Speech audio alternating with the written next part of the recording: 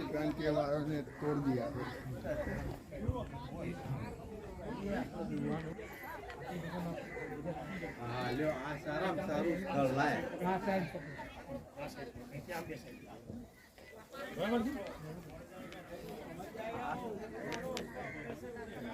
यहाँ पर कुछ लिखा गया है, ये आपका हम आपको दिखा रहे हैं। यहाँ पर जो भी कुछ लिखा गया है आप ध्यान से देखिए, ये किस भाषा में है। यहाँ पर भी इंग्लिश में है। ये महान सम्राट अशोक के कार्यकाल का बताया जाता है। ये ऊपर है, देखिए इस पर लिखा गया है। ये उसी समय का लिखा गया है, बाद में लिखा गया है, ये हम नहीं प्रमाणित बता सकते हैं। लेकिन ये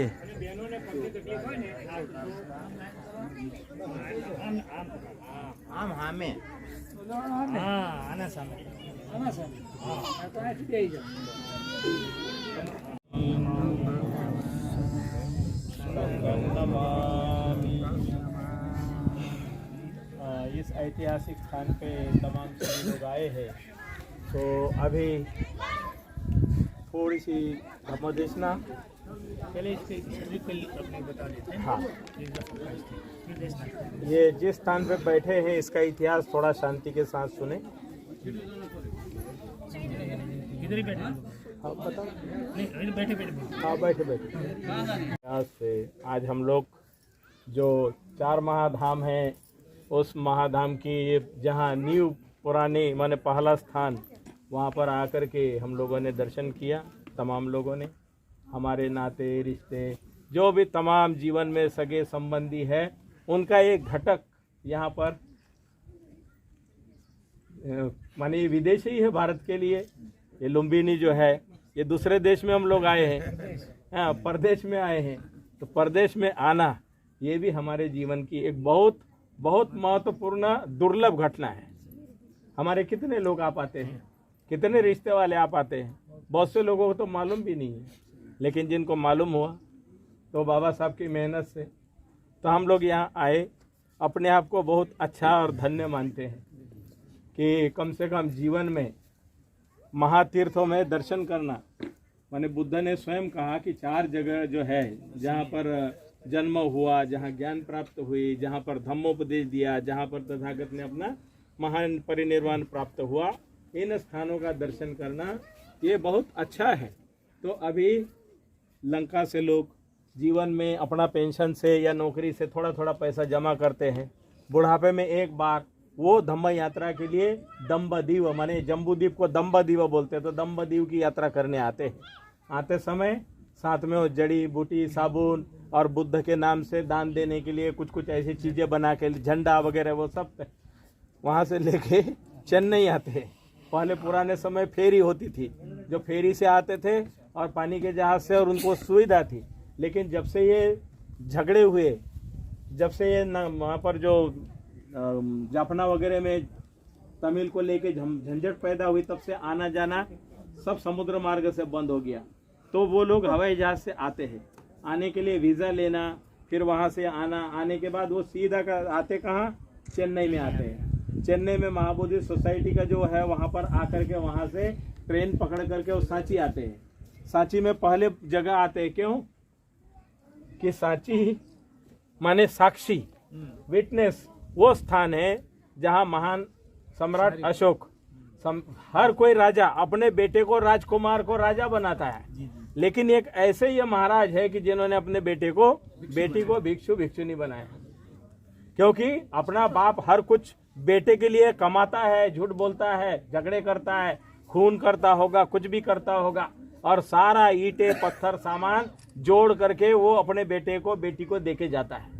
लेकिन ये महाराजा ने वो चीजें नहीं दिया। संघमित्रा और महेंद्र को बनते बना करके, धम्म का वारिस बना करके इस धम्म के पूंजी को श्रीलंका में ट्रांसफर किया। श्रीलंका के लोगों ने उस धम्म के बल से, वो लोग भलाई गरीब हो अमीर हो, लेकिन एक बार जीवन में ये 4 महातीर्थों की यात्रा करने आते हैं। तो सांची के आने के पहले, सांची जब भोपाल स्टेशन पे आते हैं तो मेरे को भी चीवर पहन के अभी देखा, तो लोगों ने मेरे को बोला, ए लंका बाबा ए लंका साधु। मैं बोला इधर आओ, तुमको लंका दिख रहा हूँ, मैं यहीं का हूँ। आज भी मध्य प्रदेश के अंदर सांची के आसपास के लोग भी ये नहीं जानते हैं कि ये स्तूप क्या है। ये हालात है, क्योंकि हमारे भारत के सिलेबस में बच्चों को सही इतिहास नहीं पढ़ाया जाता, नहीं बताया जाता।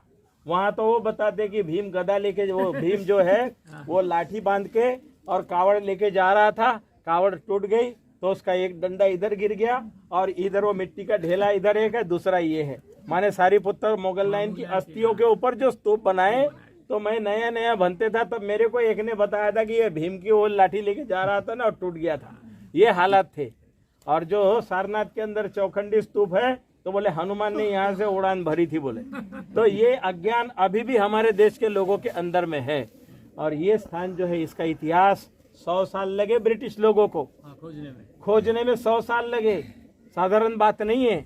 ये इंडिया में आने वाले अधिकारी लोगों की जो पढ़ाई होती थी, उनको पढ़ाया जाता था कि इंडिया में 2 कल्चर है, 2 कल्चर है।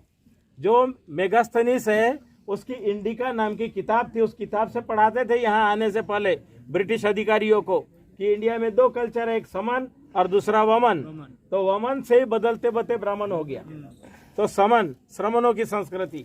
तो समन में बुद्ध और महावीर इसके बारे में बताते थे। तो वो लोग आते थे, राज करने वाले लोग टीले टीले बड़े बड़े चीजें देखते थे, उनकी खुदाई करते थे और इसमें क्या मिला, कैसे मिला। तो ये जितने भी चीजें मिली है बड़े जगह सुरक्षित रखी है, ब्रिटिश म्यूजियम में ले जाके रखी है। भगवान बुद्ध के सारीपुत्र मुगल लाइन की अस्थियां वहां रखी थी 150 साल, वो ला करके सांची में रखी देश आजाद होने के बाद। तो बहुत सी चीजें, जो भारहूत का स्तूप और भारहूत की जो रेलिंग है, कलकत्ता के म्यूजियम में भारहूत पूरा एक सेक्शन ही बना के रखा हुआ है, बहुत सुंदर है, जिसके ऊपर में जातक कथाओं की पेंटिंग बनी हुई है। अगर वो उन लोगों ने रखी नहीं होती तो आज वो इतिहास से गायब हो गई होती। तो ये स्थान जो है, ये मिला 50 साल तक के उन्होंने जो खोज की थी पहले समन और वमन वाले में, और खुदाई करने के बाद क्या हुआ, 50 साल के बाद एक बुद्ध का स्टैचू मिला खुदाई में। उसके ओंठ मोटे मोटे थे, बाल घुंघराले थे। तो सारे ब्रिटिश अधिकारियों ने बैठकर ये सिद्ध किया कि बुद्ध साउथ अफ्रीका से प्रचार के लिए आया था।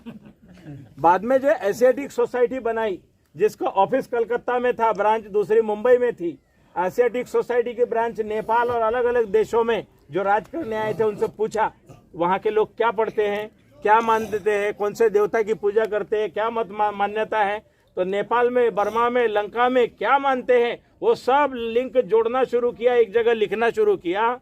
और जब एक कपिल मुनि का स्तूप, कपिल वस्तु में खुदाई हुई, पुराने वो बुद्ध के अवशेष जो है पैलेस के मिले, और ये पिलर मिला। ये पिलर पे लिखा वाला जेम्स प्रिंसेप आदि जिंदगी बिता दी लिपि कोड, वो डी कोड करने में ये लिखा क्या है, ये स्क्रिप्ट क्या है। जब वो सक्सेस हो गया जेम्स प्रिंसेप, तो तब इधर बुद्ध जाते, इधर यहाँ बुद्ध पैदा हुए, ये पढ़ने में सक्सेस हुए। तब 100 साल के बाद हिस्टोरिकल डॉक्यूमेंट के साथ घोषणा की कि बुद्ध जो है ऐतिहासिक महापुरुष थे और वो कपिल वस्तु में जन्म हुआ था। यहाँ उनका पिलर है, वो कोई काल्पनिक नहीं है, ये हिस्टोरिकल डॉक्यूमेंट है। ये सबूत के तौर पे जब ये हुआ, तो तमाम एशिया में एशियाटिक सोसाइटी के माध्यम से ये जो पाली का स्क्रिप्ट है पूरा का पूरा एशियाटिक, ये जो पाली टेक्स्ट सोसाइटी लंदन ने पूरा त्रिपिटक छापा, लंका से अलेक्जेंडर कनिंगम वगैरह ने सारी खुदाई करके इतिहास सामने लाया। तो इसलिए वो बेचारे क्रिश्चियन थे या कुछ भी थे, लेकिन हमारे देश की धरोहर जो खोद के निकाली है, वो लाजवाब काम किया, उन्होंने मेहनत की, बहुत परिश्रम किया। उनके तमाम पुण्य स्मृति को हम याद करते हैं और जिन्होंने ये स्थानों को तक हमको पहुंचाया, हमारे माता पिता गुरुजन, उन तमाम लोगों को साधुवाद देते हैं।